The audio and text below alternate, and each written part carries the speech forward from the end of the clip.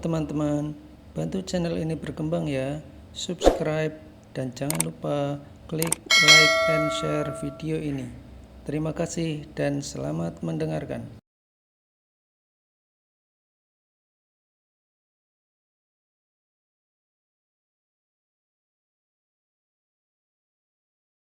Bab ke-101.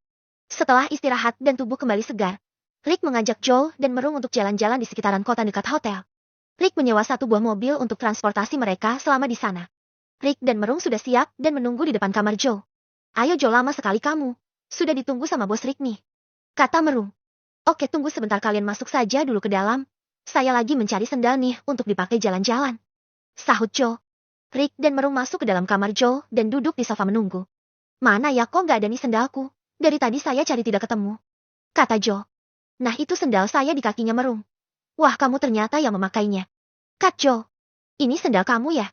Aku kira ini khusus untuk tamu, tadi aku menemukannya di lobi," sahut Merung. "Pantas saja tadi tidak ada, ternyata ketinggalan di lobi. Ya sudah, kamu pakai saja itu, Rung, aku memakai sepatu saja," kata Joel. "Oke, ini sendalnya nyaman dipakai untuk berjalan kaki," sahut Merung. "Ayo kita berangkat jalan kaki saja dulu, mengelilingi kota sekalian jajan," ajak Rick. Lalu mereka keluar dari hotel dan mulai berjalan kaki menuju pusat kota yang begitu sangat padat. Suasana kota yang semakin malam semakin ramai. Di jalan raya begitu banyak kendaraan lalu lalang dan di jalur pejalan kaki yang dipenuhi oleh pejalan kaki. Hanya jalur sepeda tidak terlihat kosong. Rick mengajak mereka untuk jajan di pinggir jalan kota. "Mau hotdog gak?" tanya Rick. "Mau, bos. Kebetulan dari tadi mulut saya gatal ingin mengunyah sesuatu," sahut Merung. "Nah, di seberang sana ada banyak orang yang berjualan makanan cemilan," kata Rick. "Sandwich sepertinya enak nih. Sudah sangat lama saya tidak makan sandwich karena diet yang begitu ketat," kata Joel. "Ayo kita ke sana untuk membelinya," ajak Rick. "Halo paman, saya pesan hotdog dan sandwich masing-masing satu. Kamu pesan apa, Rung?" tanya Rick. "Saya mau hamburger bos porsi jumbo," sahut Merung. "Kalian baru ya tinggal di sini?" tanya penjual. "Baru tadi sampai di sini. Kami hanya berkunjung saja ke sini," sahut Rick. "Oh begitu. Lagi liburan ya?" tanya penjual. "Sekalian liburan juga sih. Kami mau menyaksikan pertandingan tinju antara Dale melawan Otto," sahut Rick. "Seru itu pertandingan. Dale akan ditantang oleh Otto untuk mempertahankan gelar juara. Sudah 5 tahun tidak ada yang bisa menggeser singgasana juara bertahan milik Dale. Mungkin kali ini Otto akan bisa memberikan perlawanan atau juga sekaligus merebut sabuk juara itu," kata penjual. "Kebetulan juga besok kami ingin berkunjung ke tempat pelatihan milik tim Otto. Saya melihat kemampuan Otto yang sangat bagus, dia akan memberikan kejutan kepada Dale sang juara bertahan," sahut Rick. "Ini akan menjadi pertandingan yang paling banyak menarik perhatian seluruh pecinta olahraga tinju seluruh dunia. Nah, ini pesanan kalian sudah jadi," kata penjual sambil menyerahkan makanan mereka. "Terima kasih paman, kami mau lanjut jalan kaki lagi," sahut Rick. "Sama-sama, kalian harus berhati-hati, semakin malam di sini akan rawan bagi turis asing. Apalagi yang berjalan kaki dari gangguan para geng preman," kata penjual.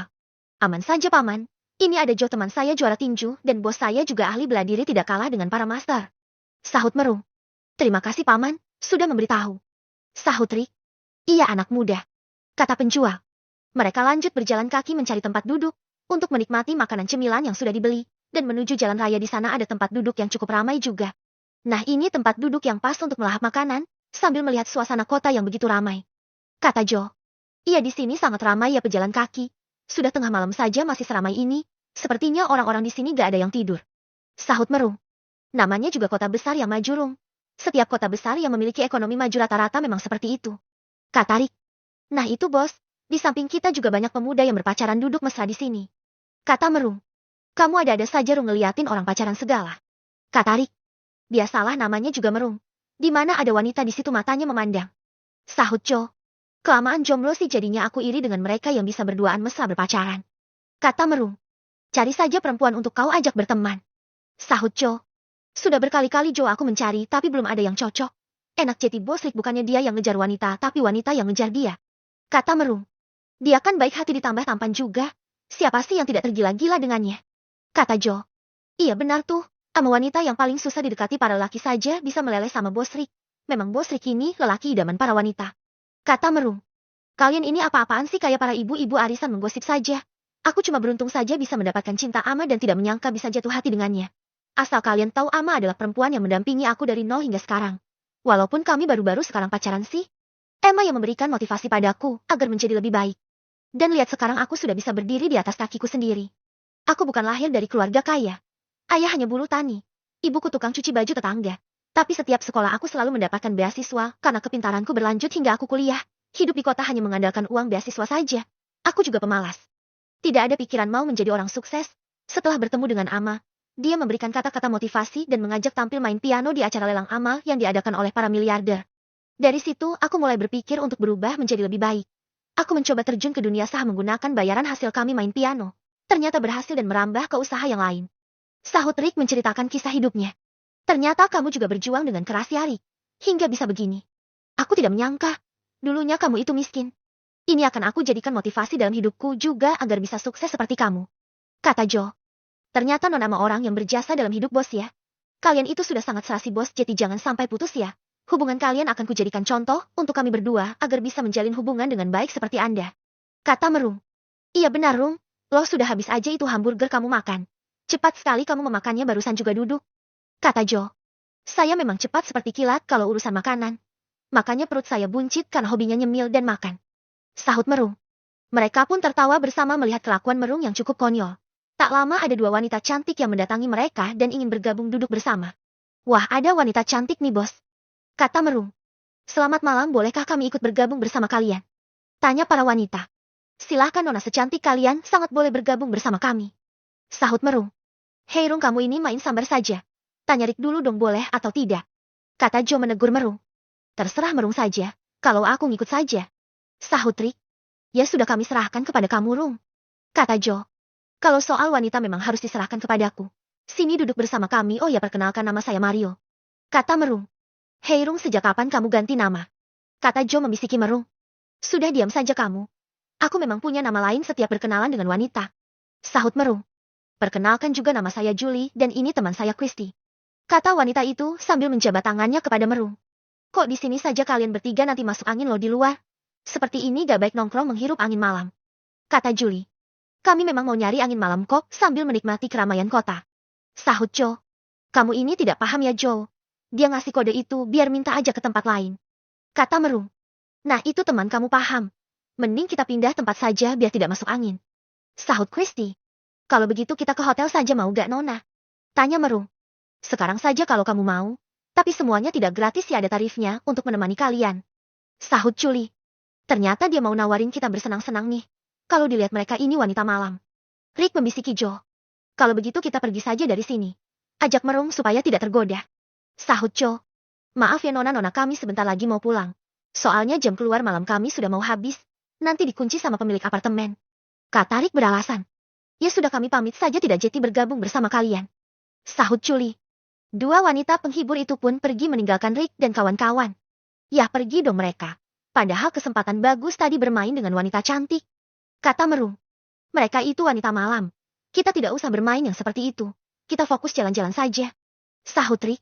Iya Rung, kan itu pekerjaan mereka sebagai kupu-kupu malam dan kita tidak tahu apakah aman atau tidak. Nanti kalau asal-asalan terkena HIV mau gak kamu? Kata Joe. Iya deh, jadi pusing dong kepala atas dan bawah saya jadinya. Sahut Merung. Kalau pusing kamu pijit itu kepala dan minum obat saja. Kata Joe sambil bercanda. Bisa aja kamu Joe. Sahut Merung. Untuk mengurangi rasa kecewa si Merung, bagaimana kalau kita ke klub malam? Tanya Rick. Setuju saya kalau ke situ bos. Tapi boleh kan bermain wanita di sana? Tanya Merung. Kalau minta temani wanita di klub boleh saja, tapi jangan sampai kau menidurinya ya. Kata Rick. Oke bos, klub malam diskotik kan? Tanya Merung. Kita ke klub malam tapi pertunjukan jazz saja bukan klub yang seperti itu. Sahut Rick. Aku kira ke klub malam diskotik yang banyak wanita nakalnya bos, tapi gak apa-apalah yang penting bisa cuci mata sambil menikmati musik. Kata Merung. Kita di sana cukup menikmati musik jazz sambil minum kopi dengan santai. Kata Rick. Kamu suka musik jazz juga Joe? Tanya Merung. Saya menyukai semua aliran musik terutama blues tapi jazz juga aku menyukainya. Sahut Joe. Ayo kita segera ke klub malam. Ajak Rick. Mereka pun melanjutkan berjalan kaki dan memasuki klub malam yang menyuguhkan musik jazz berkelas. Oh ini ya klub malamnya. Aku pernah melihatnya di televisi di sini klub yang cukup terkenal dan berkelas. Harga makanan dan minumannya juga sangat mahal. Kata Joe. Kalau masalah harga tidak usah diragukan lagi. Bagi bos Rick semahal apapun pasti bisa dia beli bahkan sampai harga diri pun mampu dia beli. Kata Merung bercanda. Ada-ada saja kamu ini Rung. Harga diri kamu saja dijual kalau laku. Sahut Joe. Gak bakalan laku bro hehe. Kata Merung. Ayo kawan-kawan kita duduk dulu dan memesan minum. Kata Rick. Mereka duduk di meja VIP, lalu pelayan datang membawa buku menu melayani Rick dan kawan-kawan. Setelah memesan makanan ringan dan minuman, mereka bersantai menunggu pesanan dibuatkan sambil menikmati alunan musik jazz yang berkelas. Bab ke-102. Masih di klub malam menikmati musik jazz, beberapa saat menunggu pesanan mereka datang diantarkan pramusaji. Beberapa kali menyeruput kopi, Merung ingin maju ke depan menaiki panggung. Nah kebetulan nih bos, itu MC menawarkan kepada pengunjung kalau ada yang mau menyumbangkan lagu bisa naik ke sana.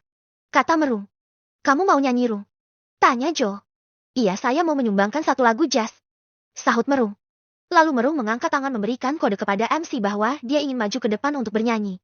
Nah itu dia, ada satu pengunjung yang ingin maju ke depan menyumbangkan suaranya bernyanyi di sini. Silahkan naik ke sini.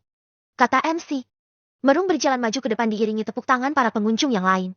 Selamat malam tuan, dipersilahkan untuk memperkenalkan diri Anda dahulu. Kata MC. Terima kasih, perkenalkan nama saya Louis Merunes, dipanggil Merung. Saya ingin menyanyikan sebuah lagu jazz yang berjudul Stay in City. Kata Merung. Lalu Merung bernyanyi dengan penuh penghayatan dan suaranya yang merdu diiringi musik jazz yang santai, membuat para penonton menikmati suara Merung yang begitu bagus. Setelah selesai bernyanyi, MC kembali maju dan memberikan tepuk tangan kepada Merung, diiringi juga tepuk tangan dari pengunjung yang meriah.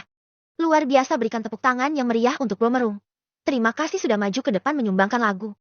Kata MC. Kemudian Merung berjalan turun kembali duduk ke meja. Tidak kusangka ternyata suaramu begitu bagus Rung. Kata Joe dengan kaget. Terima kasih, saya memang dari dulu suka nyanyi, tapi itu cuma hobi. Sahut Merung. Kau berbakat bernyanyi. Saya sering kok mendengar suaramu saat teriak-teriak di dalam garasi, saat menyanyikan lagu rock sambil membersihkan mobil memakai headset. Kata Rick. Saya jadi malu bos. Ternyata teriakan saya terdengar sampai keluar ya. Saya kira suara saya nggak sampai terdengar keluar karena di dalam garasi. Sahut Merung. Kau kan memakai headset makanya tidak sadar suaramu terlalu keras. Kata Rick. Terlalu asyik itu bos, makanya lupa diri. Nyanyi teriak-teriak lagu rock dan metal kayak orang gila. Sahut Merung. Bagaimana kalau kita pulang? Sudah jauh malam ini, kita istirahat dulu. Ajak Rick. Iya bos, kita istirahat, saya sudah merindukan bantal yang empuk dan guling untuk dipeluk, badan saya rasanya pegal-pegal ini. Sahut Merung. Mata kamu juga sudah merah itu Rung, sepertinya kau ngantuk berat. Kata Joe. Mata merah bukan karena iritasi tapi karena sudah 5 watt. Kata Merung. Rick ke kasir melakukan pembayaran, kemudian mereka pulang. Saat di jalan mereka berjalan kaki melewati jalan yang sepi di dekat gang gelap. Karena sudah sangat larut malam, keramaian kota sudah mulai berkurang. Di saat melintas jalan yang sepi, tiba-tiba terdengar suara seperti besi yang dipukul. Teng! Suara apa itu? Jangan-jangan hantu. Kata Merung. Gak mungkin hantu, masa di kota ada hantunya, apa mungkin dia betah di keramaian? Sahut Joe. Itu bukan suara hantu, tapi sepertinya ada yang mengikuti kita. Kata Rick. Sepertinya benar Rick. Kita harus bersiaga karena tempat ini cukup asing bagi kita. Sahut Joe. Lagian sih kita terlalu lama tadi jalan-jalannya, jadinya kemalaman, dan menjadi cukup sepi nih jalan. Kata Merung. Sudah, tenang saja. Kita lanjutkan perjalanan kita dengan waspada. Kata Rick. Beberapa saat mereka berjalan, tiba-tiba ada serangan dari batu yang dilemparkan ke arah mereka namun meleset. Ayo berlindung, sepertinya dari kegelapan ada yang mau menyerang kita. Kata Rick. Mereka pun berlari mencari tempat aman dan tujuan mereka ke arah lampu jalan yang cukup terang.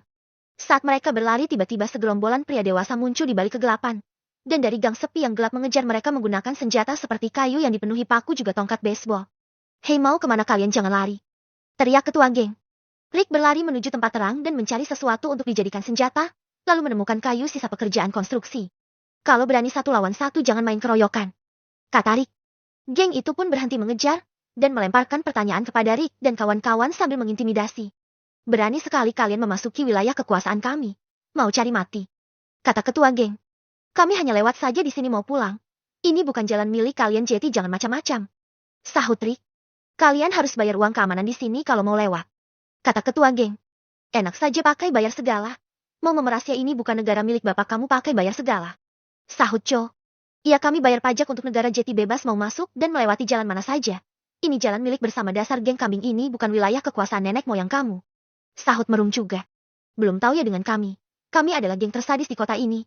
Setiap orang baru harus dikasih pelajaran dulu jika berani melintas jalan ini, atau kalau mau selamat bayar uang keamanan. Hei Oyan, Harry, T-Rex dan Odo, serang mereka. Perintah ketua geng. Oyan, kau serang orang paling besar itu, si mulut besar yang paling banyak bicara. Aku akan melawan yang paling kecil. Kata Harry sambil menunjuk ke arah Merung. Kau saja melawan si besar itu. Aku yang akan menghabisi si kecil. Sahut Oyan. Dasar kalian ini pengecut, serahkan saja padaku si mulut besar itu. Sahut T-Rex dengan sombong. Kita berdua saja melawannya, biar mampus itu kita keroyok. Sahut Odo mengajak T-Rex. Kita lihat Odo dan T-Rex melawan yang paling besar. Aku akan menghajar yang kulitnya eksotis itu, kamu menghajar yang satunya. Kata Oyan. Lalu Harry memulai serangannya kepada Joe. Dia mengira Joe dan Rick adalah yang terlemah karena postur tubuhnya tidak sebesar Merung. Oyan juga dengan percaya dirinya merasa mampu mengalahkan Rick dengan mudah. Dia memulai serangan menggunakan tongkat kayu penuh paku. Oyan mengayunkan tongkatnya sekuat tenaga, tapi dengan mudah dapat dihindari oleh Rick. Ketuan geng yang melihat menjadi tidak menyangka dengan kelincahan Rick. Berkali-kali serangan tongkat yang dilepaskan Oyan tidak mengenai. Rick memberikan serangan balasan dengan tendangan ke arah kaki, lalu memukulnya dengan tongkat yang ada di tangannya hingga mengenai kepala Oyan. Oyan dipukul mundur dengan kepala yang sudah bercucuran darah. Sedangkan Harry yang sedang berkelahi dengan Joe juga tumbang. Harry pingsan setelah dipukul Joe dengan keras. Odo dan Tyrex menjadi terkejut melihat Joe dan Rick yang lebih kecil tapi lebih kuat. Rasakan itu pukulan geledek petinju terkuat. Asal kalian tahu temanku itu adalah juara tinju. Teriak Merung. Ketua geng menjadi terkejut dan kena mental setelah melihat dua anak buahnya tumbang. Namun masih Odo dan Tyrex yang mengeroyok Merung. Merung tidak terlalu merasakan kesakitan dengan pukulan dan tendangan dua orang geng jalanan itu. Namun saat tongkat baseball mengenai kepala, Merung pun jadi pingsan. Rick dan Joe yang sedang memukuli Harry dan Oyan melihat Merung. Dengan cepat menolong Merung yang pingsan. Merung berhasil ditolong Joe. Sedangkan Rick mencoba berkelahi dengan dua gangster itu. Bos gangster yang melihat hanya duduk manis menyaksikan perkelahian anak buahnya.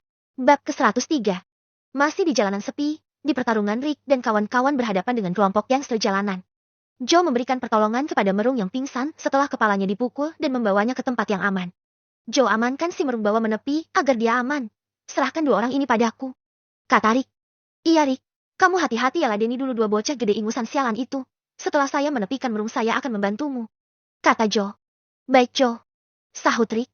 Rick melawan dua orang gangster tanpa rasa takut sedikit pun. Mereka mengeroyok Rick dengan brutal namun perlawanan yang diberikan Rick menyulitkan kedua gangster itu mengalahkannya. Boleh juga ini bocah. Gesit sekali seperti nyamuk terbang. Kata Tyrex. Rasakan ini pukulan tongkat baseball. Kata Oyan.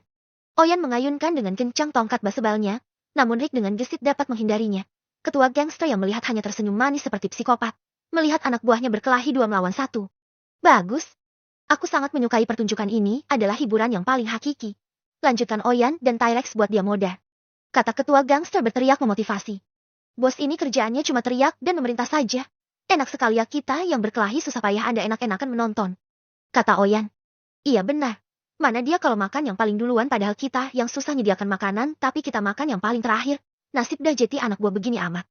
Sahut Tyrex. Kalau tidak mau Jetty anak buah kamu, Jetty anak setan saja. Kata Oyan. Dasar kamu anak siluman. Sahut Tyrex. Terlalu asyik mereka ngobrol sambil berkelahi membuat Tyrex menjadi lengah, dan pukulan Rick berhasil mengenai mata dan mulut Tyrex sehingga membuatnya terjatuh. Tyrex terbaring kesakitan dengan mata bengkak dan mulut yang berdarah. Joe pun kembali mendekati Rick untuk membantu perkelahian setelah mengamankan Merung.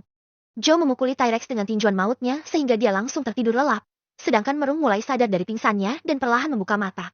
Aduh di mana aku? Ini kepalaku rasanya berputar-putar. Apakah aku habis turun dari roller coaster? Gumam Merung. Kini 3 anak buah gangster itu pingsan menyisakan Oyan yang masih berkelahi dengan Rick. Tyrex pingsan tidak berdaya setelah terkena pukulan Joe yang sangat berurat. Oyan terus mencoba memukul Rick dan Joe dengan tongkat basebalnya. Berkali-kali serangan dan satu pukulan keras mengenai badan Rick. Rasakan itu kena kau kerasnya tongkat baseball, patah itu tulang rusukmu. Kata Oyan dengan sombong. Aku tidak merasakan apa-apa. Itu pukulan seperti anak TK saja. Kata Rick dengan senyum kecil. Apa? Kau tidak merasakan sakit? Kata Oyan dengan ekspresi terkejut tidak percaya. Ayo pukul lagi. Apakah ada pukulan yang lebih kuat dari itu? Kata Rick. Oyan kembali memukul badan Rick dengan sekuat tenaga. Namun Rick hanya mengangkat tangannya untuk menerima pukulan itu. Hanya segitu. Ejek Rick. Kurang ajar kuat sekali kamu. Makan apa kamu ini? Apakah makan besi atau batu bisa tahan dengan benda keras? Kata Oyan. Hanya makan nasi 4 sehat 5 sempurna. Ejek Rick lagi. Badan Oyan mulai bergemetar berkeringat dingin. Dia sudah mulai ketakutan dan frustasi karena Rick sangat kuat juga gesit. Bos bantulah saya jangan menonton saja. Memangnya kami ini ayam aduan? Teriak Oyan kepada bosnya meminta bantuan. Iya kamu itu ayam. Berkelahi seperti adu ayam. Lanjutkan saja kamu melawan dia jangan Jetty pengecut badan saja besar nyali kecil kayak katak dalam tempuru. Sahut bos gangster. Dia kebal bos tidak mempan dipukul. Ayo cepat kita hajar bersama. Kata Oyan. Enak saja kamu main perintah kepada saya. Saya kan bos Jetty biar kamu yang maju duluan menghadapinya. Sahut bos gangster. Memang pantas kamu jadi sabung ayam. Joe biarkan saya single melawan orang ini. Sahut Rick. Baiklah Rick. Buat dia kencing di celana.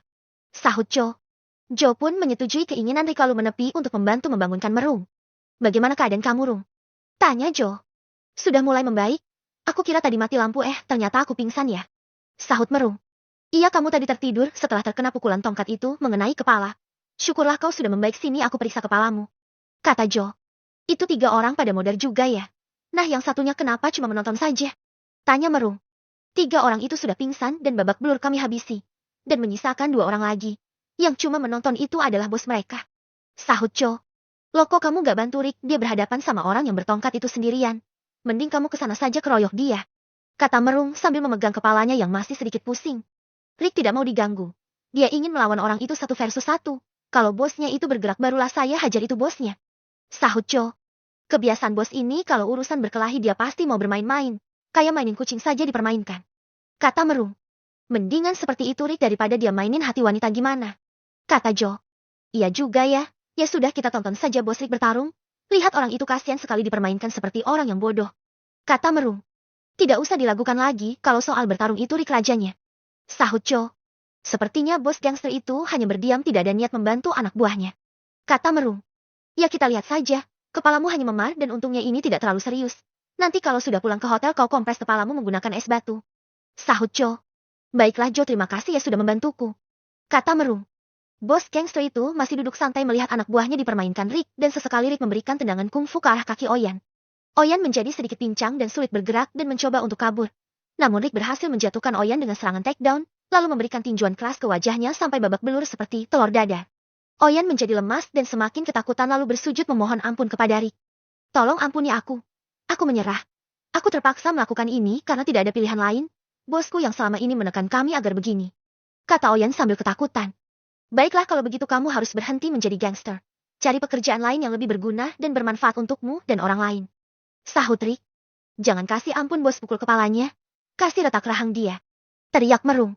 Namun tidak disangka Rick mengampuni anggota gangster itu dan membuat Merung menjadi terkejut. Aduh bos ini kenapa malah memberikan ampun kepada dia? Kata Merung tidak terima. Ya sudah Rung, biarkan saja, lagian dia sudah tidak mampu melawan, coba lihat itu kakinya pincang. Sahut Joe. Tidak apa-apa Rung. Lagian orang ini juga sudah tidak berdaya dan tidak mampu lagi melawan. Kata Rick. Rick lalu menantang bos gangster itu untuk menghadapinya 1 lawan 1. Hei, maju sini, jangan seperti orang bodoh melongo begitu. Kata Rick mengintimidasi. Kurang ajar, dasar mulut besar, kau kira aku takut? Kita lihat siapa yang terkuat di antara kita berdua. Kalau kau tahan terhadap pukulan tongkat baseball, aku pun juga lebih tahan dari itu. Balas bos gangster. Bos kita menyerah saja. Mereka ini sangat kuat dan ahli bela diri, aku sudah merasakan kehebatan mereka. Kata Oyan menyarankan kepada bosnya. Dasar ampas kamu, sama tidak bergunanya seperti mereka bertiga yang terkapar. Badan saja yang besar melawan yang lebih kecil bisa kalah dan menyerah. Kata bos gangster dengan marah. Saatnya aku akan membalas perlakuan kamu selama ini. Bisanya cuma memerintah. Aku berhenti menjadi anak buahmu, kami hanya dimanfaatkan selama ini. Kata Oyan yang juga marah. Lalu Oyan mengambil tongkat dari tanah yang terjatuh setelah berkelahi dengan Rick tadi. Kemudian balik memukulkan tongkat baseball itu ke arah kepala bosnya sampai pingsan secara tiba-tiba tanpa disadari oleh sang bos. Tidak! Teriak bos gangster dengan wajah terkejut. Bos gangster menjadi pingsan setelah terkena serangan mendadak dari anak buahnya sendiri. Rasakan itu pembalasan saya. Kata Oyan dengan hati yang puas. Loh, kok pingsan katanya lebih kuat dari bos Rick? Ternyata lembek seperti biskuit dicelup dalam cangkir teh. Kata Merung. Baru juga 1 serangan sudah tumbang saja. Sahut Joe. Oyan kemudian membuang tongkat baseball itu lalu sambil mengangkat tangan tanda menyerah dan mendekati Rick. Sekali lagi maafkan saya ya. Saya berjanji tidak akan mengulangi perbuatan ini dan akan menebus dosa yang selama aku perbuat. Kata Oyan kepada Rick. Kau harus berubah menjadi lebih baik lagi. Sekarang kamu harus pergi jauh dari sini agar selamat. Kalau bosmu sudah sadar dari pingsannya, maka kau akan bahaya. Kata Rick. Iya, kalau bisa kamu pindah ke kota lain saja dan memulai hidup yang baru. Nanti kamu dicari lagi sama bosmu ini. Kata Joe. Iya, saya memang sedari dulu ingin berpindah dari kota ini dan tidak mau menumpang di markas mereka. Saya akan memulai hidup baru dan bertobat ke jalan yang benar. Sahut Oyan. Cepatlah pergi dari sini. Setelah ini kamu berjanji pada dirimu sendiri, akan menjadi lebih baik setelah mendapatkan pelajaran berharga ini. Kata Rick. Baiklah, saya pamit dulu. Sekali lagi terima kasih sudah memberikan belas kasih kepada saya. Sahut Oyan. Lalu Oyan anggota gangster itu pun pergi dengan wajah yang bonyok dan terpincang-pincang. Bagaimana dengan 4 orang ini bos? Kita apakan mereka? Tanya Merung. Biarkan saja kita tinggalkan mereka. Ini sudah sangat larut malam, kita pulang saja ke hotel. Sahut Rick. Lalu mereka melanjutkan perjalanan berjalan kaki menuju hotel. Bos Anda itu sangat kuat. Badan Anda keras sekali, bisa tahan terhadap pukulan tongkat baseball orang itu tadi. Kata Merung. Saya akan menggunakan kaos dalam anti peluru. Jangankan tongkat baseball itu, cakaran harimau pun tidak akan mempan. Sahut Rick. Pantas saja. Aduh, aku lupa lagi memakai baju kaos pemberian Anda itu. Kata Merung. Aku juga lupa. Tapi untung saja pukulan senjata mereka tidak mengenaiku. Kata Joe. Lain kali jangan lupa, untuk berjaga-jaga harus dipakai ya. Kata Rick. Semoga saja mereka kapok setelah mendapatkan pelajaran dari kita. Kata Joe. Sesampainya di hotel mereka langsung beristirahat. Merung masuk ke kamarnya lalu mengompres kepalanya dengan es akibat pukulan yang membuat kepala memar. Segar sekali, untung saja aku tidak gegar otak terkena tongkat baseball itu. Baru saja happy setelah hiburan jazz malah pulangnya bertemu masalah. Inilah hidup banyak-banyak bersyukur saja untuk masih diberi perlindungan dari Yang Maha Kuasa. Gumam Merung. Sedangkan Rick yang berada di atas kasurnya merebahkan tubuhnya sambil menelepon Emma dan menceritakan kejadian yang baru saja dia alami bersama Joe dan Merung. Bab ke-104. Keesokan harinya Rick mengajak Joe dan Merung berkunjung ke tempat pusat pelatihan boxing. Tim yang menaungi Oto Petinju yang akan berlaga nantinya di perebutan gelar juara pada malam minggu di Los Angeles Stadium. Rick berencana ingin menawarkan Joe temannya bergabung di tim Lebar. Lebar. Jika dia berhasil memasuki promotor dan memiliki sahamnya. Namun untuk saat ini Rick hanya akan berkunjung saja. Pelatih Otto dan pemilik tim Lebar. Lebar manajemen sudah diberikan kabar. Dan dihubungi langsung oleh presiden dan menterinya bahwa pemuda yang bernama Rick bersama temannya yang seorang petinju juga akan berkunjung ke sasana milik mereka. Handphone Rick berdering dan yang menghubunginya adalah Bapak Presiden. Halo Rick, bagaimana kabarmu di sana? Tanya presiden. Kabar saya baik-baik saja Pak. Tetapi asisten saya Merung mengalami sedikit kecelakaan. Tadi malam kami diserang oleh sekelompok gangster jalanan di kota sini. Dan dia terkena pukulan tongkat baseball di kepala. Sahut Rick. Bagaimana keadaannya sekarang? Harus segera diperiksa takutnya kenapa-napa. Kata presiden. Keadaannya tidak terlalu parah dan dia sekarang sudah pulih. Nanti kami akan membawanya ke dokter untuk diperiksa sekalian sebelum ke sasana tim Lebar. Lebar. Sahut Merung. Baguslah, semoga saja dia baik-baik saja. Kalau Joe bagaimana? Tanya presiden. Dia baik-baik saja Pak. Sahut Rick. Bagaimana bisa kalian mendapatkan serangan? Tanya presiden. Kami tadi malam jalan-jalan di kota. Setelah cukup larut malam kami mampir ke klub malam musik jazz. Di klub kami cukup lama bersantai di sana sehingga saat pulang kami berjalan kaki. Kondisi jalanan kota sudah sepi, di saat itulah kami diserang oleh para gangster saat melintas di jalan yang sangat sepi. Namun kami melakukan perlawanan dan berhasil mengalahkan mereka semua. Sahut Rick. Oh jadi begitu ya. Kalian harus lebih waspada jika terlalu malam, pulangnya itu cukup berbahaya, apalagi di kota besar yang memiliki tingkat kejahatan yang tinggi, sangat rawan bagi pejalan kaki menjadi korban kejahatan di jalan. Kata presiden. Iya Pak, kami hanya berjalan di sekitaran hotel kota dan tidak terlalu jauh. Dan kami tidak menyangka akan mendapatkan serangan mendadak seperti itu. Padahal saat membeli sesuatu sudah diberi peringatan oleh pedagang jalanan agar bagi orang baru harus berhati-hati. Sahut Rick. Sepertinya target para gangster itu memang orang asing atau orang baru. Oh ya Rick, saya baru saja menghubungi ketua manajemen Lebar. Lebar yang bernama Mr. Anom bahwa kamu bersama asisten dan Joe yang juga seorang petinju akan berkunjung ke tempat mereka sekaligus berkenalan. Kata presiden. Terima kasih Bapak Presiden atas bantuan Anda. Kebetulan nanti kami berencana ingin ikut latihan juga bersama mereka. Sahut Rick. Saya sangat mendukung penuh kamu Rick. Pemilik saham promotor tinju di sana juga kemarin sudah saya hubungi bahwa kamu ingin melakukan pertemuan dan bekerja sama untuk sebuah kesepakatan. Kata presiden. Iya Pak. Saya akan mencoba untuk bernegosiasi agar bisa mendapatkan saham itu.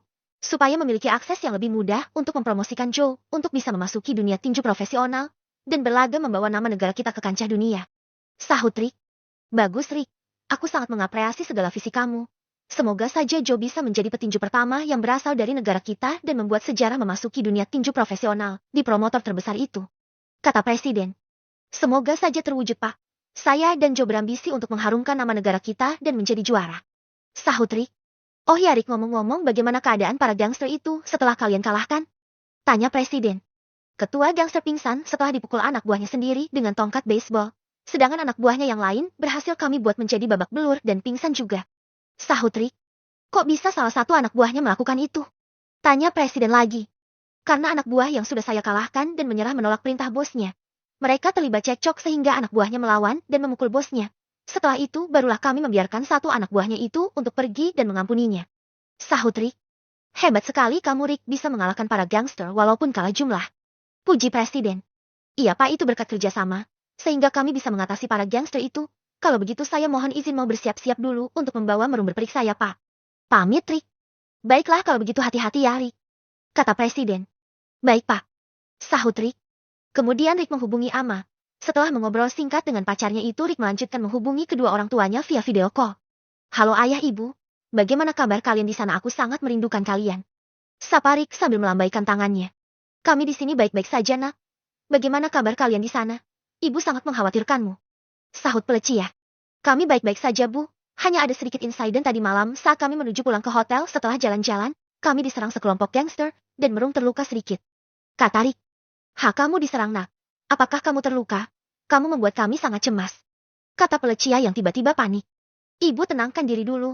Saya dan Joe baik-baik saja tidak terluka sama sekali, hanya Merung saja satu kali terkena pukulan tongkat baseball di kepalanya dan sekarang dia sudah pulih. Setelah sarapan pagi ini kami akan membawanya berperiksa ke dokter.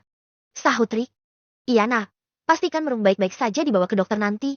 Kamu harus lebih hati-hati ya, jangan keluar terlalu malam lagi. Kata ibunya menasehati. Iya, Bu. Rick janji akan menjaga diri di sini dan tidak pulang terlalu malam lagi. Sahut Rick. Iya, Rick. Jangan sampai kamu kenapa-napa. Ayah dan ibumu di sini tidak mau kamu terluka. Kata kedua orang tuanya Rick. Iya, Bu. Rick pamit dulu ya, mau sarapan dulu. Jam sarapan sudah tiba, kami mau ke ruang makan hotel dulu untuk sarapan bersama. Kata Rick pamit kepada orang tuanya.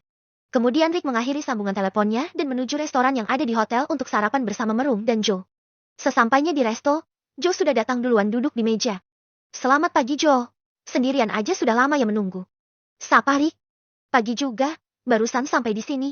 Merung belum datang nih tadi saat saya ketuk pintu kamarnya, dia berteriak sedang berada di dalam kamar mandi. Sahut Joe. Oh, mungkin dia mandi kali ya.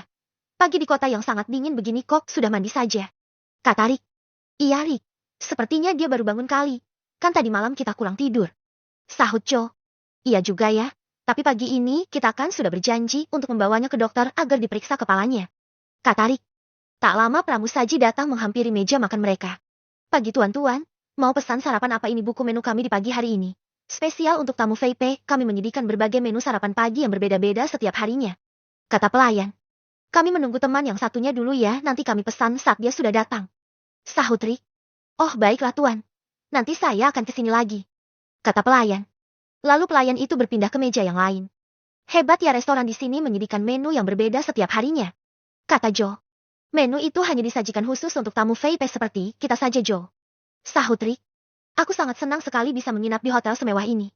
Ini kali pertama kalinya dalam hidupku menjadi tamu VIP dengan pelayanan spesial bak seorang raja. Aku sangat berterima kasih kepadamu, Rick, yang telah banyak mengubah hidupku. Jasamu begitu sangat besar. Kata Joe. Sama-sama, Joe. Aku sudah menganggapmu seperti saudara. Kau juga sangat berjasa telah menolong nyawaku. Sahut Joe. Tak lama Merung pun datang menggunakan kacamata hitam. Selamat pagi semuanya. Maaf ya aku terlambat. Sapa Merung. Pagi juga, Rung. Tidak apa-apa kok, kami juga baru saja tiba di sini. Sahut Rick. Keren sekali kamu, Rung. Pagi-pagi begini sudah begitu sangat stylish pakai kacamata hitam juga. Nanti pas mau makan salah telan. Kata Joe. Ini bisa dibuka kaca hitamnya, bro. Nah begini kan jadinya terang, jadi kelihatan deh jerawat kamu di wajah. Sahut Merung. Jeli sekali mata kamu, Rung. Bagaimana, kepalamu masih sakit atau tidak? Tanya Joe. Masih sakit nih, bro, sedikit. Aku raba-raba saat keramas tadi seperti ada yang menonjol. Sahut Merung. Itu benjol, Rung. Nanti setelah sarapan kita periksa ke dokter ya, takutnya lukanya serius. Kata Rick. Siap, bos. Tapi bilangin kepada dokternya ya, jangan pakai suntikan. Kata Merung. Kamu badan doang yang besar, sama jarum suntik kok bisa takut. Kata Joe. Aku trauma, bro, dulu waktu kecil kalau disuntik. Aku berontak sehingga waktu disuntik sampai membuatku terluka. Sahut Merung. Nanti cuma dikasih obat saja, Rung. Kemungkinan kamu tidak akan disuntik kok. Kata Rick. Tak lama pramusaji pun kembali datang untuk menulis pesanan mereka. Permisi tuan-tuan, sudah bertiga nih saya tulis ya pesanan Anda semua. Kata pelayan. Iya Pak, kami pesan yang ini. Sahut Rick. Setelah mereka memesan berbagai menu yang ada di buku menu, mereka pun melanjutkan obrolan lagi sambil menunggu pesanan sarapan dibuatkan. Tidak lama pesanan mereka datang. Silahkan tuan-tuan, hidangan yang baru saja matang dan masih hangat siap dinikmati. Kata pelayan. Terima kasih Pak. Sahut Rick. Sama-sama tuan, jika perlu sesuatu panggil saja saya. Kata pelayan. Mereka pun mulai menyantap sarapan pagi dan setelah selesai sarapan datanglah hidangan penutup yang disajikan oleh pelayan. Tak lupa juga kopi hitam andalan yang menjadi teman di pagi hari sebelum melakukan berbagai aktivitas. Nah ini dia kopi hitam kesukaanku. Dimanapun kapanpun selalu kopi yang menjadi teman setia. Kata Rick. Iya bos, ke negara mana saja selalu kopi hitam kupu-kupu yang menjadi andalan di pagi hari. Sahut Merung. Wah kalau kaya tidak terlalu suka kopi, kalau teh kupu-kupu saya lebih suka. Sahut Joe. Walau minuman kesukaan kita beda, tapi kita tetap satu jua. Kata Merung bercanda. Merung bisa saja. Sahut Joe. Mereka menikmati sarapan pagi dengan nikmatnya. Bab ke-105. Rick bersama Joe membawa Merung berperiksa ke klinik dokter. Rick memesan taksi untuk membawa mereka ke tujuan. Pak sopir, antar kami ke klinik dokter terdekat ya, kata Rick. Siapa? Siapa yang mau berobat? Tanya Pak sopir. Ini teman saya. Mau memeriksa keadaan kepalanya setelah terkena pukulan benda tumpul. Sahut Rick. Kok bisa kena hantaman benda tumpul? Kecelakaan ya? Tanya Pak sopir. Tidak Pak. Dia habis terkena pukulan saja. Sahut Rick. Oh begitu ya. Kalian orang baru ya di sini? Tanya Pak sopir. Kami hanya berkunjung saja ke sini. Sahut Rick. Aku kira baru pindah dan menetap di sini. Jangan-jangan teman kamu habis diserang oleh para gangster jalanan. Kata Pak sopir. Iya benar Pak, kami habis diserang oleh kelompok gangster semalam. Tapi mereka sudah kami kalahkan dan teman saya satu orang ini yang terkena pukulan malam itu. Kata Rick. Pantas saja. Biasanya pada malam hari sangat rawan bagi orang yang baru tinggal di sini. Karena gangster jalanan yang meresahkan. Tapi setelah saya mendengar berita di televisi tadi pagi, para gangster itu sudah ditangkap para polisi di jalan di saat mereka tertidur. Kata Pak sopir. Mereka tertidur karena kami hajar sampai pingsan Pak sebenarnya. Sahut Joe. Jadi kaliannya yang sudah mengalahkan mereka. Syukurlah, semoga saja para gangster itu kapok dan rasakan sudah mendapatkan karma. Semoga lingkungan sini kembali menjadi aman setelah para gangster itu ditangkap oleh para polisi. Karena sudah lama sekali para gangster itu meresahkan para warga. Tapi tidak ada yang berani melawan. Kata Pak sopir. Iya Pak, semoga setelah ditangkapnya semua gangster itu, lingkungan di sini menjadi aman untuk semua orang. Jadi orang-orang tidak perlu takut lagi pulang jalan kaki larut malam. Sahut Rick. Setelah melakukan perjalanan yang cukup macet, akhirnya mereka tiba di klinik dokter. Rick mengambil nomor antrian dan menunggu giliran untuk dipanggil.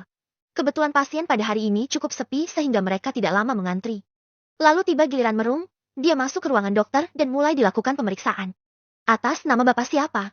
Tanya dokter. Bapak Merung. Sahut Merung. Ada keluhan apa Pak? Tanya dokter. Saya memeriksa kepala saya Pak. Ini ada benjolan setelah kena pukul tongkat baseball. Sahut Merung. Baik Pak, saya periksa dulu.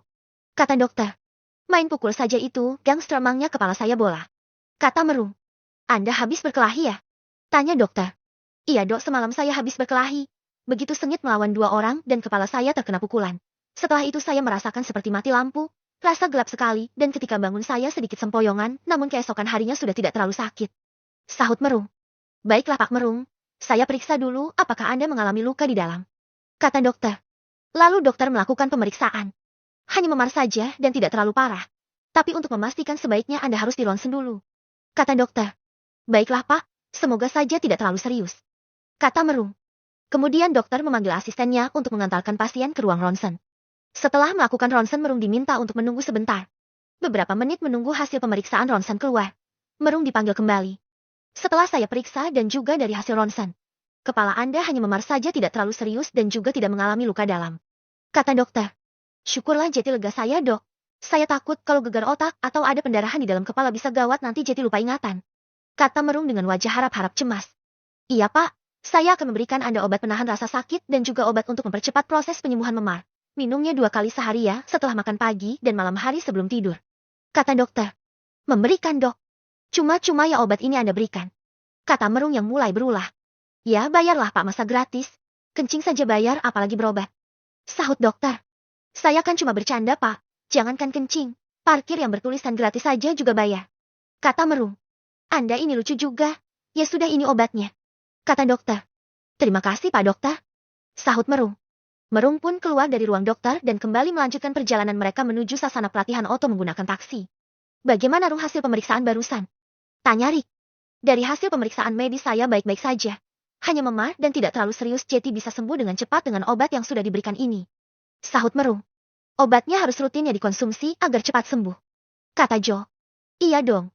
Aku semangat ingin sembuh, jadi obatnya harus aku habiskan. Kata Merung. Syukurlah kau tidak kenapa-napa Rung. Kami sangat mengkhawatirkan dirimu. Sahut Rick. Nah, kita sudah sampai di alamat yang sudah dituju. Kata Joe. Mereka turun dari taksi dan langsung menuju pintu masuk sasana. Terlihat mereka disambut oleh tim Otto dan pelatihnya. Selamat datang. Apakah benar Anda yang bernama Rick dan Joe? Tanya pelatih Otto.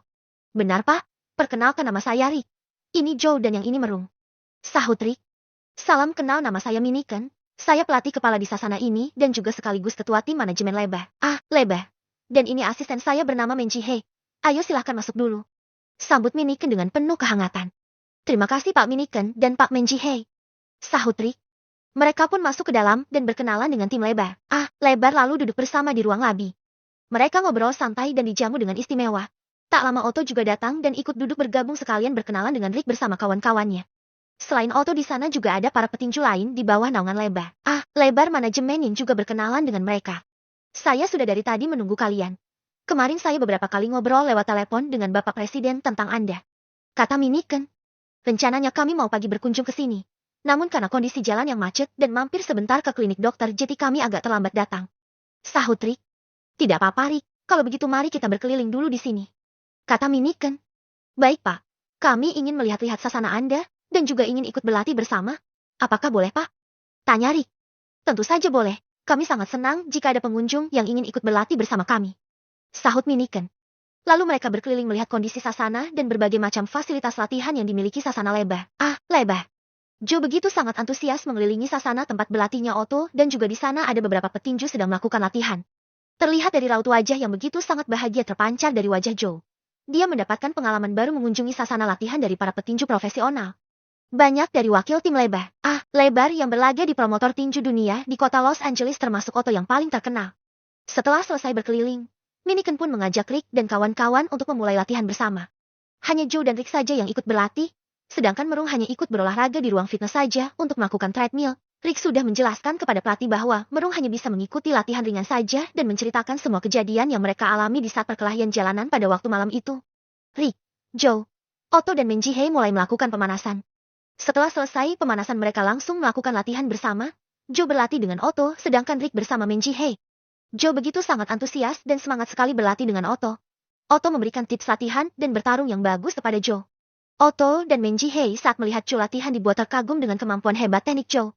Menjihei pun bertanya kepada Rick siapakah sebenarnya temannya itu yang berlatih dengan Otto. Rick apakah benar dia petinju amatir? Tanya Menjihei.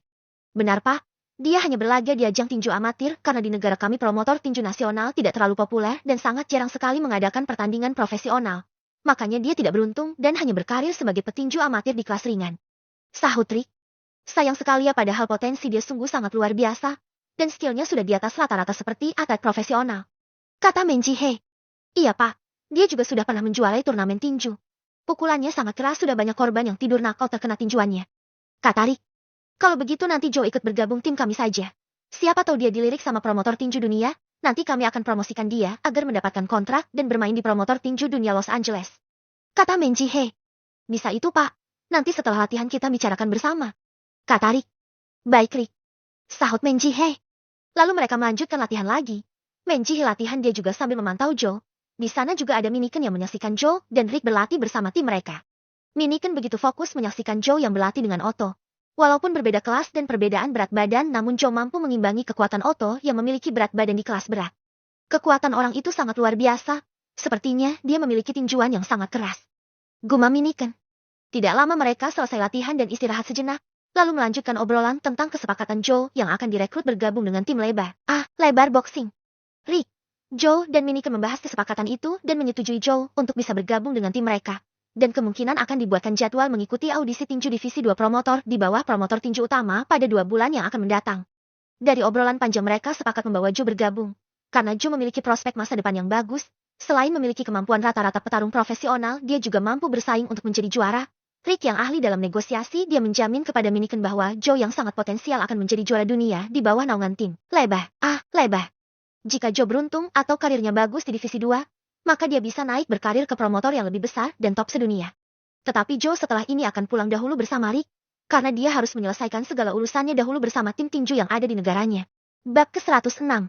Setelah selesai kunjungan dan melakukan latihan bersama di sasana milik tim Lebar. Lebar manajemen kini Rick ingin pamit pulang. Pak Miniken terima kasih sudah menyambut kami dengan hangat, dan menerima kunjungan kami serta sudah mau berlatih bersama. Kata Rick. Sama-sama Rick, nanti kalau kau pulang ke negaramu jangan lupa sampaikan salamku kepada Bapak Presiden bersama keluarga. Kata Miniken. Sampaikan juga salamku kepada Pak Presiden juga dengan para menterinya. Sampaikan kepada beliau jika ada kunjungan ke negara sini jangan lupa mampir di sasana kami. Sudah lama beliau tidak pernah ke sini. Kata Menjihei. Baik Pak. Semalam Bapak Presiden menghubungi saya, dia juga berpesan untuk menyampaikan salam hangat sekeluarga untuk kalian semua di sasana ini. Pak Presiden sangat sibuk dengan pekerjaannya mengurus negara. Kemungkinan berkunjung ke sini jika ada agenda negara saja. Sahut Rick. Iya Rick, dulu Presiden sering berkunjung ke tempat kami karena dulu waktu dia kuliah di sini pernah ikut pamannya tinggal di kota ini. Kata Miniken. Oh, jadi Anda teman kuliahnya ya, Pak? Tanya Rick. Iya benar, kami berteman dari awal masuk kuliah, karena mengambil jurusan yang sama. Itulah mengapa saya sangat akrab sekali dengan kepala negaramu itu, dan dia juga sering berkunjung ke sasana ini, bukan sebagai orang penting, tapi sebagai sahabat saya. Kata Miniken. Pantas Pak Presiden dengan sangat mudah memberikan akses kepada kami bisa berkunjung ke tempat ini. Ternyata kalian berteman akrab. Kata Rick. Iya, tapi setelah menyelesaikan kuliahnya, barulah orang nomor 1 di negara kalian itu pulang ke negara asalnya. Sudah puluhan tahun ternyata sekarang dia sukses dan menjadi seorang presiden. Saya sungguh tidak menyangka. Kata Miniken. Dia adalah presiden yang sangat baik yang pernah aku kenal. Kata Rick. Benar. Dia orang yang baik. Peduli sesama selama berkuliah di sini. Dia juga sering membantu-bantu orang lain. Dia itu paling tidak bisa melihat orang lain kesusahan. Karena sifatnya itulah mungkin dia bisa menjabat menjadi presiden. Sahut Miniken. Benar, Pak. Saya sangat senang bisa berkenalan langsung dengan beliau. Kata Rick. Oh iya, ngomong-ngomong, besok Otto akan bertanding di main event title fight perebutan gelar juara. Dan sore ini kami akan ke sana untuk melakukan sesi timbang berat badan. Mungkin jika kamu tidak sibuk nanti bisa hadir ke sana. Kata Miniken. Kebetulan kami akan ke sana juga nanti sore, Pak. Karena saya sudah ada janji dengan pemilik promotor tinju itu. Sahut Rick. Oh benarkah? Sepertinya Anda ingin melakukan hubungan kerjasama dengan mereka. Kata Miniken. Benar, Pak, saya ingin mengajak mereka untuk bernegosiasi penjualan saham promotor tinju. Sahut Rick. Semoga saja sukses ya Rick mendapatkan saham itu, dan kamu bisa berkecimpung di dunia olahraga tinju. Bapak Presiden mengatakan kepadaku bahwa kemampuan kamu yang sangat luar biasa dalam mengelola sebuah perusahaan, maupun berbagai bidang yang ditatamkan investasi olehmu pasti akan sangat maju. Kau adalah orang yang sangat menginspirasi. Kata Miniken. Joe nanti bisa tinggal di sana. Kami akan menyediakan tempat tinggal. Ada kamar lengkap dengan dapur. Kata Menjihe. Iya, Pak. Saya dimanapun ditempatkan tidak masalah. Yang penting saya bisa latihan dengan nyaman. Sahut Joe.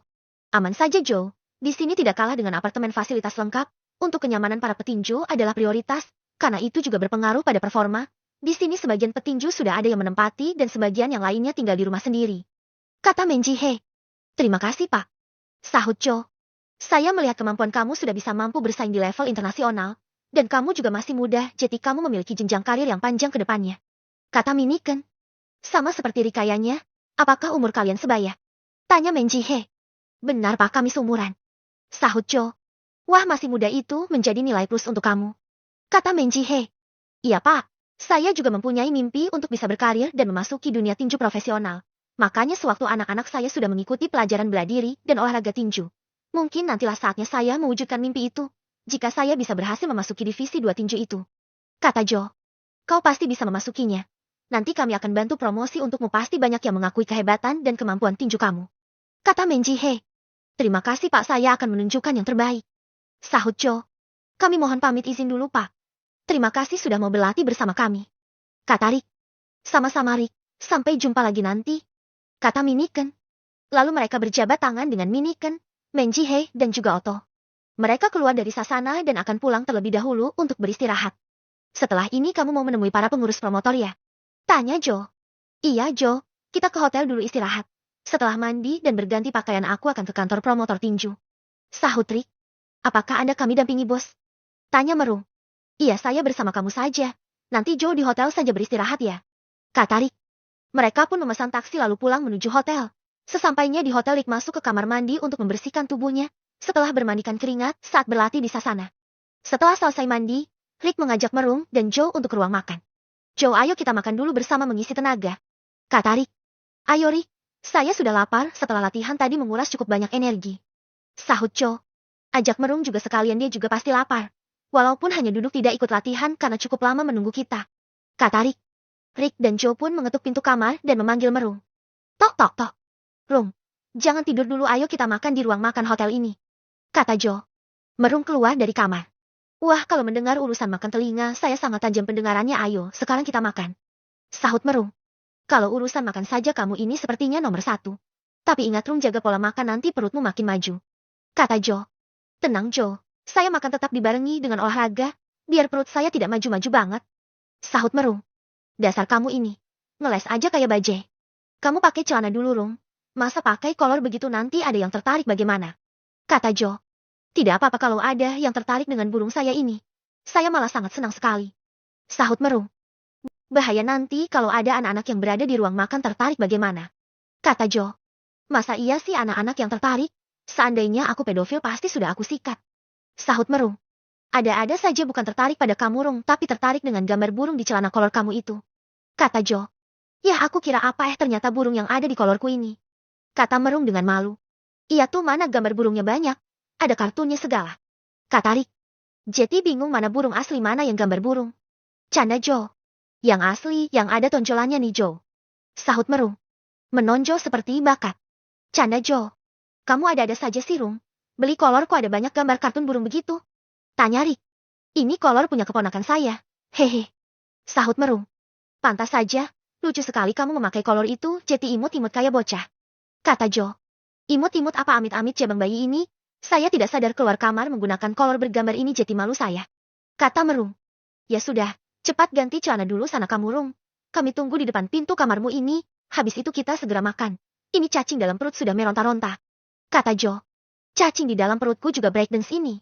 Sahut Merung. Kapan ganti celananya kamu bicara terus? Katanya lapar, tapi dari tadi tidak ganti celana. Protes Jo. Baik tunggu sebentar ya. Aku memakai celana panjang saja. Sahut Merung. Setelah selesai memakai celana, mereka ke ruang makan yang ada di dekat lobi hotel. Ruang makan yang mewah seperti restoran siap memenuhi rasa lapar. Nah saya sudah siap dengan memakai celana pensil, siap berjalan sambil menulis. Kata Merung. Menulis cerita pengalaman hidup ya. Sahut Jo. Menulis sebuah takdir bahwa akan ada nanti seorang wanita yang tulus mencintaiku dan kami akan segera dipertemukan. Sahut Merung. Lalu mereka duduk di meja makan dan menikmati hidangan makanan dari chef internasional. Setelah selesai makan, Merung diajak Rick untuk menemaninya ke kantor promotor tinju Los Angeles. Jo kami mau ke kantor promotor tinju dulu ya, saya sudah membuat janji sore ini untuk ke sana. Kata Rick. Iya Rick tidak apa-apa saya sendirian di sini. Kan ada pusat kebugaran di hotel ini, nanti saya ingin melakukan fitness untuk mengisi kegiatan sore. Sahut Jo. Asyik tuh fitness, padahal saya juga ingin ikut tapi harus menemani bos Rick nih. Kata Merung. Nanti saja malam kamu fitness sendirian saja. Kata Jo.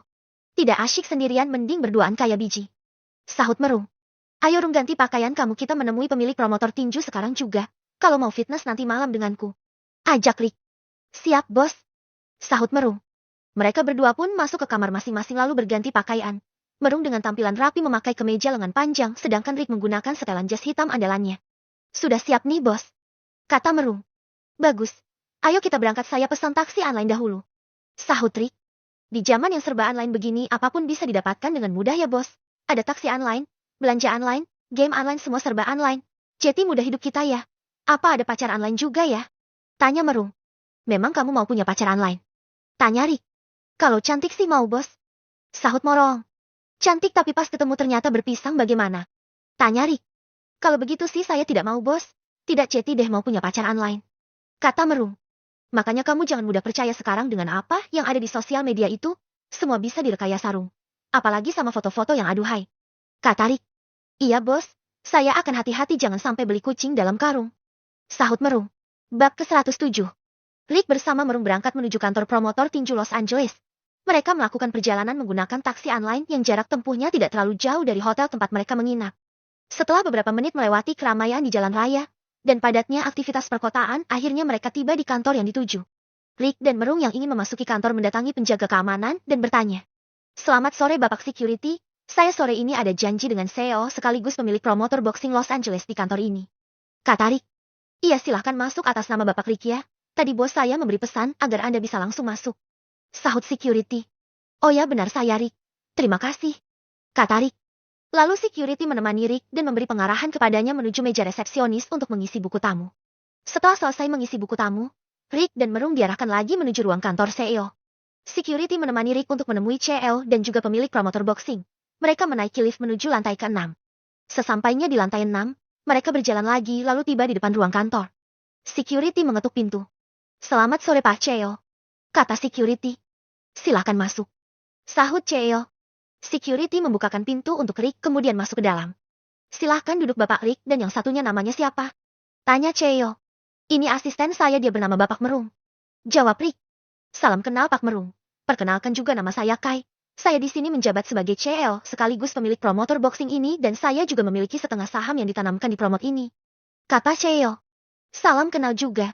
Nama saya Rick. Saya adalah seorang investor. Kata Rick. Ya, saya sudah mengetahui semua itu dari cerita Bapak Presiden. Kata Kai. Lalu security izin pamit keluar karena tugasnya mengantar Rick sudah selesai. Pak Kai, saya mohon izin untuk kembali bertugas. Pamit security. Terima kasih ya Pak Security sudah mengantarkan kami. Kata Rick. Sama-sama Pak. Sahut security. Rick bersama Merung duduk ngobrol sambil menunggu kedatangan pemilik saham 50%. Sekitar 15 menit menunggu akhirnya datang pemilik saham itu bersama asisten dan pengacaranya. Maaf saya sedikit terlambat karena tadi terjebak macet. Kata pemilik saham. Tidak apa-apa, ayo silakan duduk dahulu. Sahut Kai. Mereka pun saling berkenalan, dan para tamu sudah hadir semuanya dan siap untuk membahas suatu kesepakatan. Pemilik saham 50% itu tinggal di kota New York dan bernama Albert. Bapak Kai membuka pembicaraan, lalu dilanjutkan Rick yang mulai membicarakan maksud dan tujuannya untuk membeli saham yang dimiliki Albert. Bapak Kai sepertinya Anda tidak ingin menjual saham itu kepada saya, karena Anda masih berfokus menjalankan bisnis boxing itu tetap berjalan di bawah tangan Anda. Kata Rick.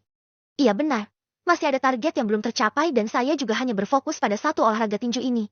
Saya sangat mencintai dunia boxing. Saya tidak memiliki saham selain di promotor ini, jadi kemungkinannya sangat kecil bagi saya menjual saham.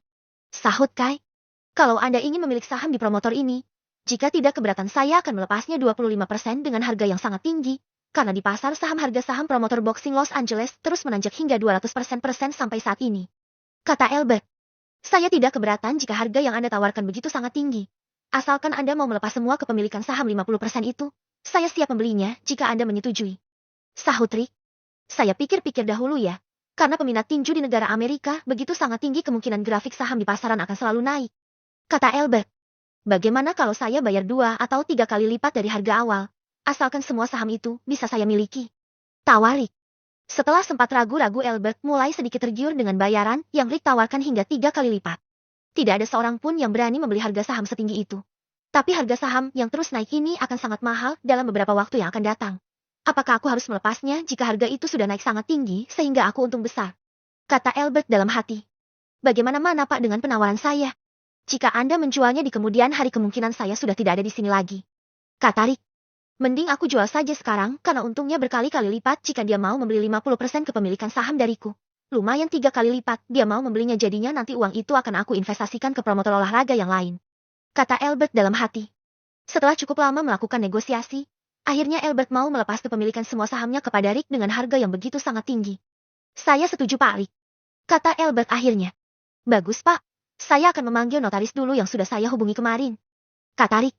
Setelah menunggu akhirnya notaris datang berhadir dan kesepakatan pun terjadi antara Albert dan Rick. Kini saham sebesar 50% promotor boxing Los Angeles menjadi milik Rick. Setelah melalui proses yang cukup panjang, asisten Albert yang akan melanjutkan proses selanjutnya untuk peralihan kepemilikan saham kepada Rick. Terima kasih atas kerjasamanya Pak Albert. Kata Rick. Sama-sama Rick, semoga promotor itu terus maju dan semakin berkembang di tangan Anda, dan tetap konsisten menjadi promotor nomor 1 di dunia tinju internasional. Kata Albert.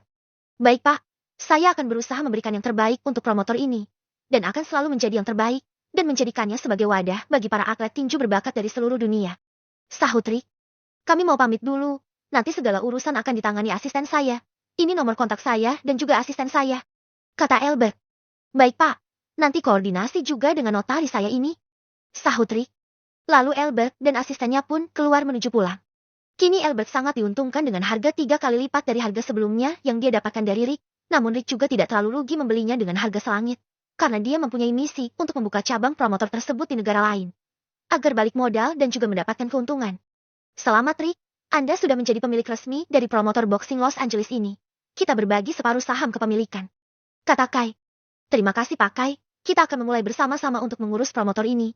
Namun nanti, setelah digelarnya pertandingan tinju di Event Night 225, saya akan pulang ke negara asal. Kemungkinan saya akan jarang berkunjung ke sini, karena saya juga mempunyai pekerjaan yang lain di negara saya. Kata Rick. Tidak apa-apa Rick. Sekarang kan zaman canggih jadi kita masih tetap bisa berkomunikasi kapan saja dan di mana saja. Kata Kai. Iya Pak, saya akan terus memantau walaupun nanti tidak di sini. Rencananya saya akan datang ke sini lagi bulan depan untuk membahas kebijakan baru. Saya memiliki rencana baru agar lebih memajukan promotor ini. Kata Rick. Benarkah Rick? Saya menjadi penasaran apa kebijakan dan rencana yang akan kamu buat nanti. Kata Albert. Bab ke-108. Rick masih berada di kantor promotor boxing Los Angeles. Bersama pemilik separuh saham lainnya, yaitu Pak Kai yang juga menjabat CEO di promotor itu. Dia masih menyelesaikan proses pengalihan kepemilikan saham. Setelah selesai, Rick diresmikan menjadi pemilik promotor itu dan akan diperkenalkan kepada seluruh staf dan manajemen pada besok pagi. Kabar itu pun menjadi tersebar dan menjadi topik hangat di berita berbagai media massa dan televisi di Amerika hingga seluruh dunia. Banyak yang penasaran dengan pemilik baru promotor tinju terbesar di Amerika itu. Di media sosial nama Rick menjadi trending. Namun Rick cukup tertutup dan akun media sosialnya diprivat agar dia bisa menjaga privasinya. Karena Rick ingin hidup dengan tenang dan tidak terlalu fokus dengan para netizen, agar tidak mengganggu fokus dirinya dalam menjalankan tugas dan tanggung jawab sebagai pemilik baru promotor tinju paling bergengsi di dunia itu. Di kantor, Rick mulai berkeliling mengecek semua fasilitas dan semua ruang kantor. Didampingi manajer yang bernama Blackie, setelah mengecek semuanya Rick melanjutkan untuk melihat kondisi ring tinju, fasilitas, dan kursi tribun. Kemudian Rick berkeliling kembali melihat para staf dan pekerja yang sedang melakukan pekerjaan.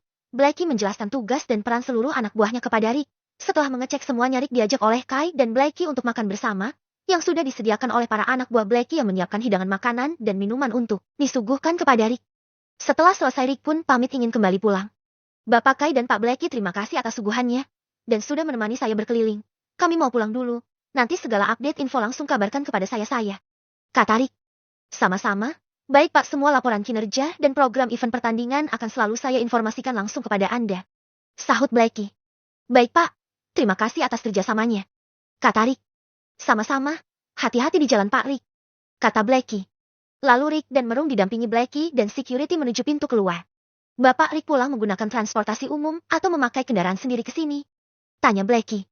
Kami tadi menggunakan taksi, dan ini saya akan memesan taksi lagi. Sahut Rick. Bagaimana kalau kami antar saja? Di sini kami menyediakan driver jeti Anda biar kami antar menggunakan driver dari sini saja untuk pulang. Tawar Blackie. Boleh kalau begitu. Kata Rick.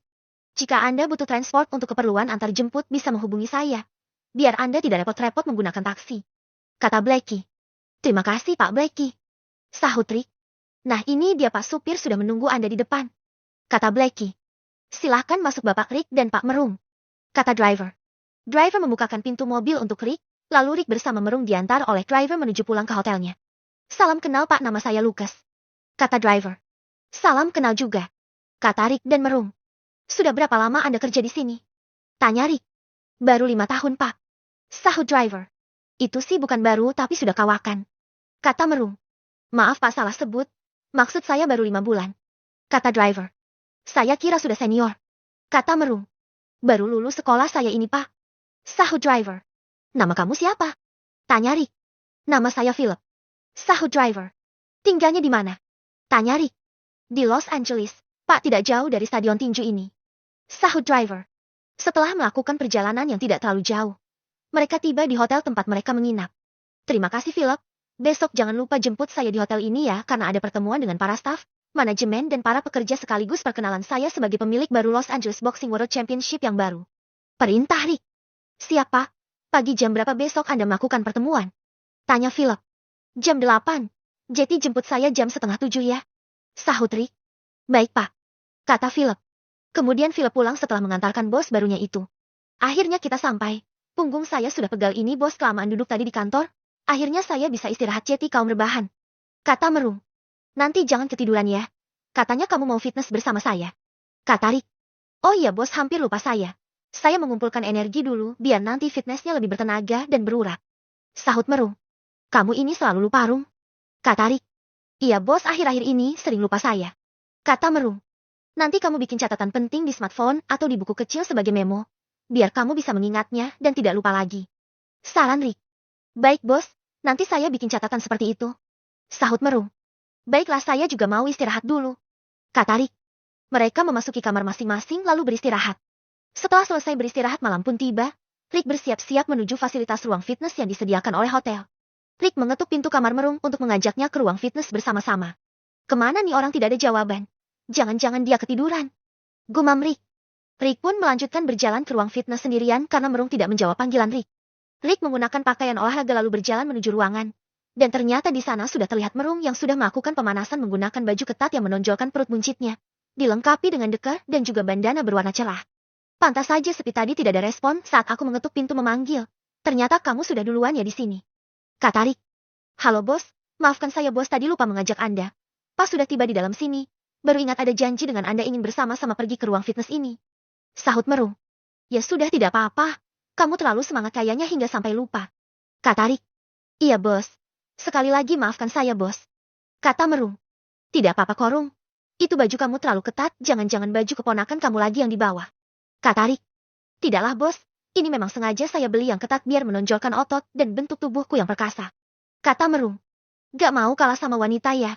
Zaman sekarang kan baju wanita banyak yang ketat-ketat juga. Kata Rick. Iya bos, saya juga tidak mau kalah sama wanita yang suka memakai pakaian ketat atas bawah. Kata Merung. Kalau mau pakai baju ketat nanti saja Rung kalau badan kamu sudah terbentuk. Ini perut kamu saja masih offset jadi tidak bagus dipandang. Itu terlalu ketat sampai pusar perut kamu terlihat. Kata Rick. Ini gara-gara beli online bos.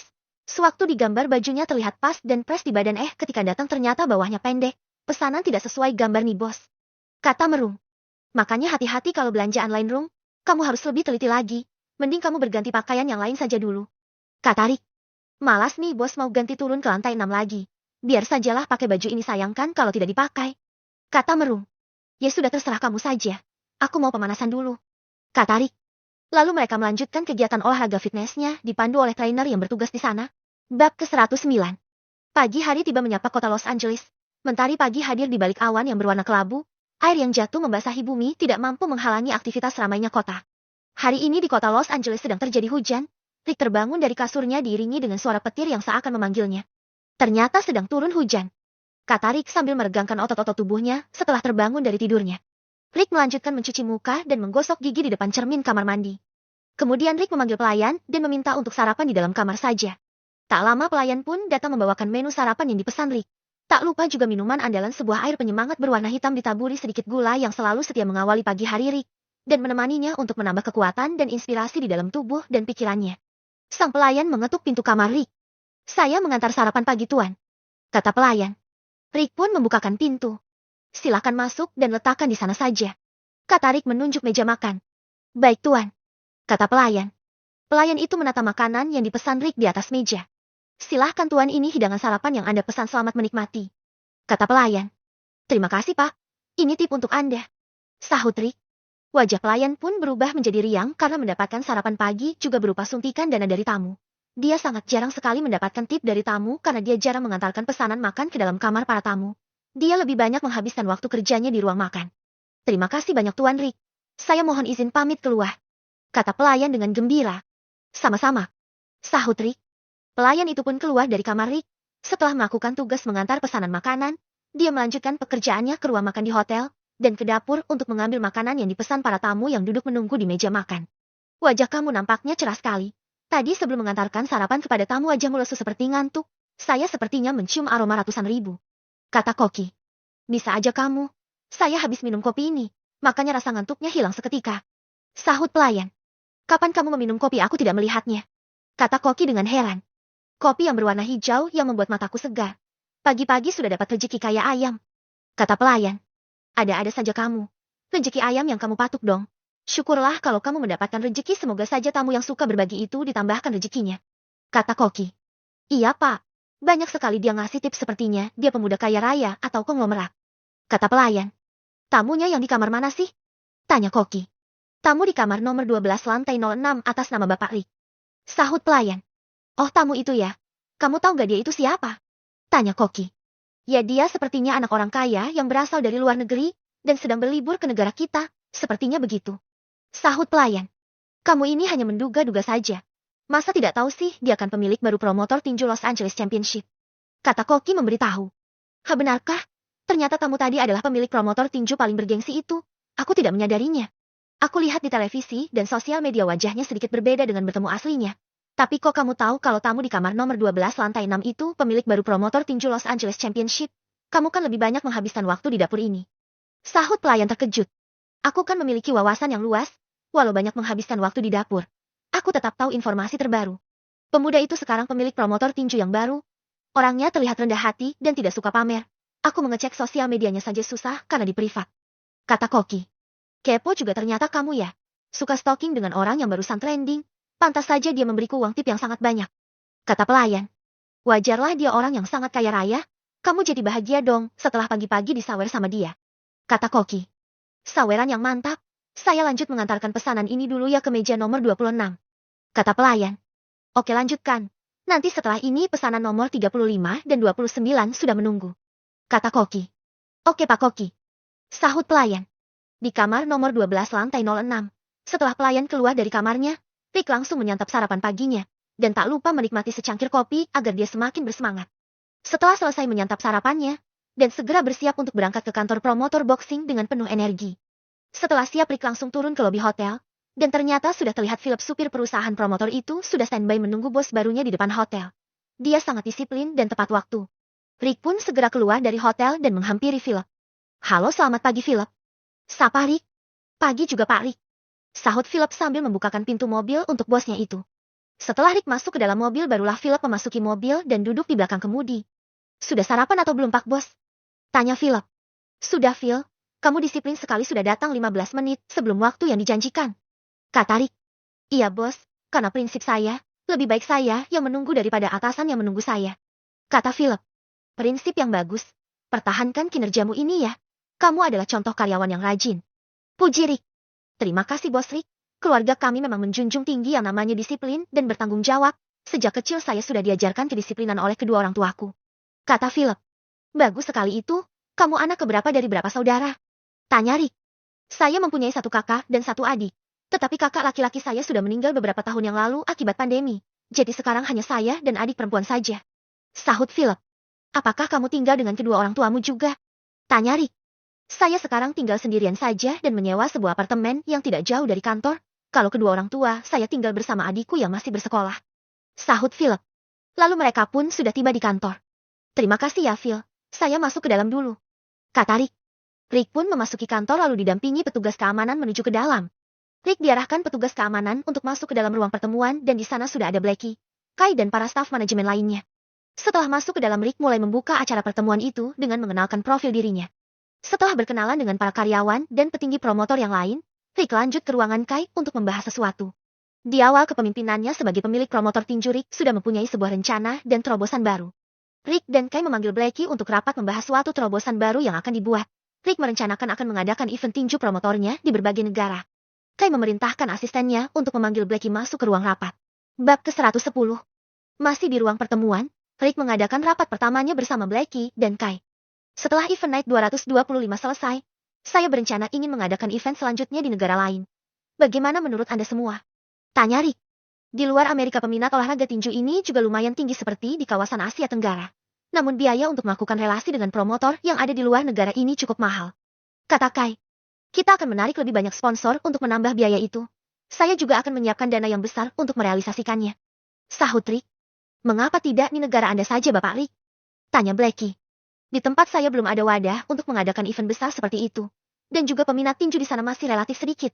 Nantinya saya juga berencana akan membuka cabang promotor boxing championship ini di negara saya. Namun saya harus membuat proyek pembangunan fasilitas ring tinju dan juga kantor serta fasilitas lainnya untuk menunjang event," sahut Rick. "Kalau di Asia Tenggara memang sangat banyak peminatnya. Dan dengan bermodalkan nama besar promotor tinju kita, tentunya para sponsor akan berbondong-bondong ingin masuk. Namun kita ada kendala untuk mendapatkan akses dengan promotor yang ada di sana. Karena mereka menganggap kita adalah pesaing," kata Kai. "Kita ajak bekerja sama saja dengan promotor mereka. Nantinya atlet petinju mereka yang terpilih bisa dipromosikan untuk kita kontrak dan bertanding di promotor kita," sahut Rick. "Saya setuju. Tetapi negara yang mana akan kita tuju?" tanya Blackie. "Rencana saya akan memilih satu negara, yaitu Filipina, dan negara Asia lainnya di kota Abu Dhabi, negara Uni Emirat Arab. Nanti saya akan mengirimkan para agen resmi dengan proposal untuk terjun ke sana dan melakukan negosiasi kerjasama," sahut Rick. "Saya setuju Pak Rick. Saya menyarankan tujuan pertama kita menuju Abu Dhabi saja. Karena di sana adalah kota besar yang maju, di mana olahraga tinju sangat digemari. Namun belum ada wadah untuk sebuah pertandingan," saran Kai. "Kalau begitu kita progreskan event Night 226 tahun depan yang akan datang kita adakan di Abu Dhabi," kata Rick. "Oh ya, besok kita ada jadwal mengadakan konferensi pers sekaligus sesi weigh-in. Bagaimana Bapak Rick, apakah ada masukan?" tanya Blackie. "Jalankan seperti biasa sesuai prosedur. Saya melihat kinerja para panitia penyelenggara sudah bekerja dengan maksimal dan sangat bagus. Saya menyerahkan kepada Bapak Kai karena dia yang lebih berpengalaman. Namun saya juga akan terjun langsung untuk membantu," sahut Rick. "Siapa? Para petarung yang akan bertanding sudah kami pastikan besok siap untuk menjalankan pertandingan. Disertai juga para petarung cadangan," kata Blackie. "Baiklah. Apakah ada saran dari Bapak semua dengan planning baru yang sudah saya buat tadi?" tanya Rick. "Untuk saat ini tidak ada. Saya sangat mendukung dengan planning Anda. Karena ini akan membuat promotor kita semakin melebarkan sayapnya ke seluruh dunia dan menjadi semakin besar," sahut Kai. "Iya Pak. Visi dan misi Anda sangat brilian karena promotor kita akan mendominasi dan menjadi yang nomor satu di dunia olahraga tinju. Kata Blackie. Tapi kita butuh waktu dan kerjasama untuk mencapai semua visi ini. Kita harus bekerja lebih keras lagi agar visi kita bisa lebih cepat terrealisasikan. Apakah ada yang ingin ditanyakan? Tanya Rick. Tidak ada lagi Bapak Rick. Saya ingin mempersiapkan untuk acara besok dulu. Kata Blackie. Baiklah kalau begitu kita akhiri pertemuan kita hari ini. Kita akan lanjutkan lagi besok untuk mengadakan acara konferensi pers bersama para petinju yang akan bertanding di depan media. Kata Rick. Mereka pun mengakhiri rapat dan Rick kembali memanggil Philip untuk mengantarkannya kembali ke hotel. Sesampainya di hotel, Rick menemui Merung dan Joe yang sedang duduk santai di area kolam renang yang telah disediakan hotel. Halo Rick, baru datang ya, bagaimana hari pertama kamu di kantor? Tanya Joe. Hari ini aku berkenalan dengan para staf dan langsung mengadakan pertemuan khusus dengan pemilik saham dan manajer promotor. Saya mengajukan rencana untuk memperluas pengadaan event keluar Amerika. Target utama ada 2 negara yaitu Filipina dan Uni Emirat Arab. Sahut Rick. Benarkah? Kenapa negara kita tidak dimasukkan dalam daftar negara tujuan? Biar saya bisa berkarir di sana dan tidak perlu lagi jauh-jauh tinggal di sini. Tanya Joe.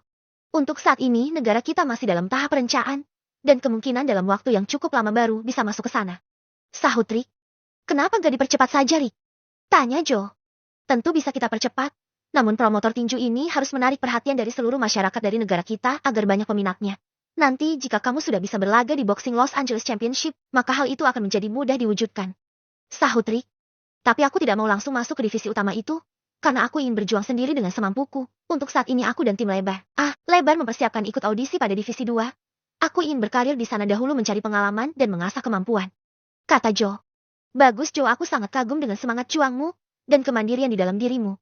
Padahal, jika kamu mau kamu sudah pasti bisa langsung masuk ke divisi utama tinju profesional dengan bantuanku, karena aku adalah pemilik promotor itu.